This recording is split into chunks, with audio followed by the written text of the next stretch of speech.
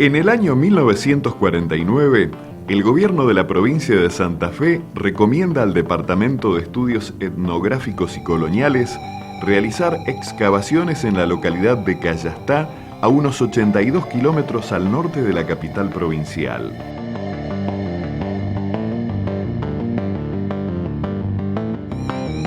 El objetivo era localizar los restos de la ciudad que Juan de Garay había fundado el 15 de noviembre de 1573. Las tareas estuvieron conducidas por el doctor Agustín Zapata Goyán, director del departamento en ese entonces.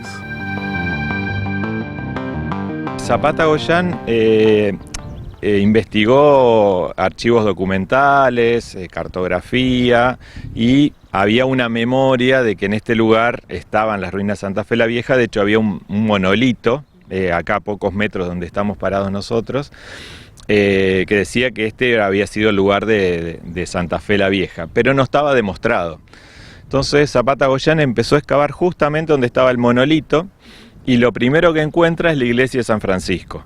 Entonces la primera parte de las excavaciones de él, de las que tenemos registros fotográficos, ahora hemos conseguido algunos registros inéditos, con fotografías del momento de la excavación y fotografías aéreas donde se ve, por ejemplo, la excavación sola de San Francisco y todo el resto que todavía eran campos de cultivo. Esto eran chacras de la colonia de Cayastá.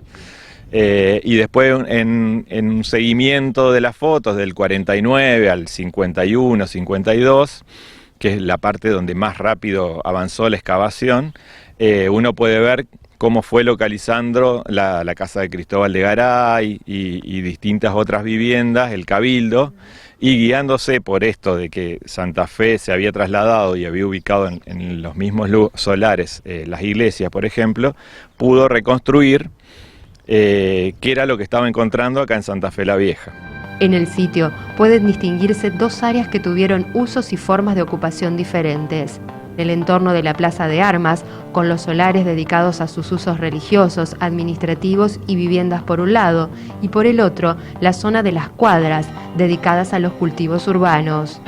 Aunque el río San Javier ha erosionado el sector próximo a la plaza, donde se encontraba la iglesia matriz, la iglesia de la Compañía de Jesús, la iglesia de San Roque y la casa del propio Juan de Garay, todavía se conservan restos de aquella Santa Fe.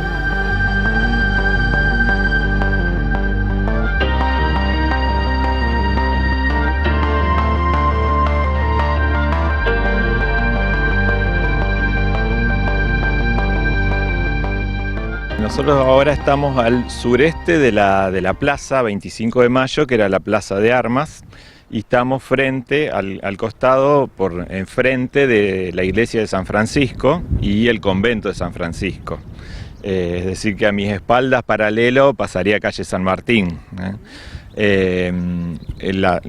Eso lo sabemos porque, bueno, cuando se traslada a la ciudad se respetan los solares que tenían, por ejemplo, el Cabildo, que es donde ahora está la Casa de Gobierno, y las 6 iglesias que había en ese momento, de las cuales en el parque arqueológico quedan 3.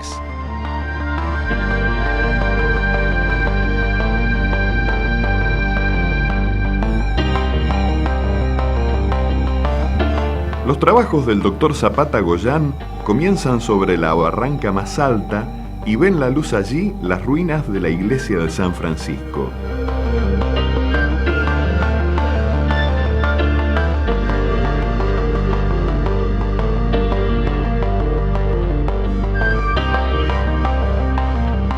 Estamos dentro de la iglesia de San Francisco. Esta es una de las 6 iglesias que existían antiguamente, de las 3 que nos ha dejado el río. Es precisamente la primera iglesia, en realidad la primera orden religiosa en instalarse en Santa Fe, y es una de las primeras iglesias que se descubre en el año 1949. Este lugar en particular es emblemático por ser precisamente esta primer ruina, porque en ese momento cuando llega Agustín Zapata Goyán a este sitio, que era privado, donde acá vivía gente que tenía sus campos y sus casas. El lugar se descubre azarosamente porque lo que este historiador propone es comenzar a exhumar la loma de tierra más alta, y precisamente debajo de esa loma se encontraban estas ruinas. Así que en base a esta ruina y al actual trazado urbano que conserva hoy en día la ciudad de Santa Fe de la Veracruz, se logran exhumar puntualmente el resto de las ruinas que están exhibidas hoy en el parque. Durante las excavaciones en la iglesia de San Francisco, junto al altar mayor del lado del Evangelio, se encontró una sepultura con los restos de 2 personas. Los documentos revelan que son los de doña Jerónima, hija de Juan de Garay, y de su esposo Hernando Arias de Saavedra, primer gobernador criollo del Río de la Plata y figura ilustre de la historia colonial. La gente privilegiada tenía un sector especial. Dentro de la iglesia y cercano al altar, en realidad, como que en teoría lo tendrían todas las órdenes religiosas, existiría un sector de privilegio exclusivo para sacerdotes, que eran considerados personas importantes, y para la gente que era en realidad reconocida, pudiente o de apellido de renombre, que en vida podía comprar este espacio para, en teoría, estar más cerca del cielo o más cerca de Dios, como lo consideraban los europeos. ¿Aquí quiénes se encontraron más cerca del altar?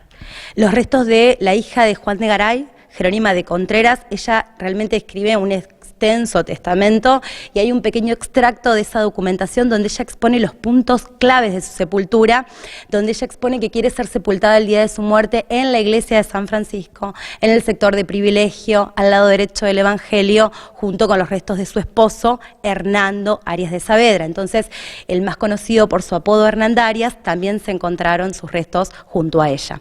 Y también se logran reconocer los restos de un vecino, el capitán Alonso Fernández Montiel. Su casa aún se conserva dentro de lo que es el sector de ruinas.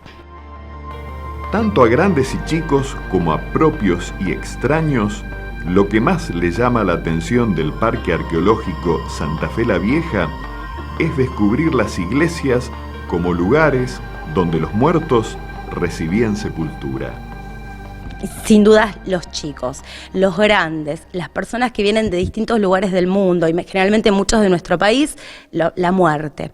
La exhibición de estos restos, que ya, si bien ya no son los restos humanos originales, el tema de la muerte siempre es algo que incomoda y que son las preguntas de la mayoría de la gente. Si bien lo que la mayoría de la gente de nuestra provincia tampoco sabe es que hasta después del 1800 esta práctica se siguió practicando y fue de uso común, ¿sí? De utilizar los templos como templos cementerios. Los cuerpos se conservan dentro del parque, en el sector del pórtico de ingreso hay una torre que es muy característica del lugar, son 2 ventanas que se ven de afuera, son lugares que han quedado reservados de la visita del público en general y se conservan en especie de cajoneras, son osteotecas, es osteoteca el lugar, se conservan así en cada cajón una especie de paño y los cuerpos que se pudieron ir rescatando en el momento del rescate y del proyecto de curaduría de los restos humanos originales.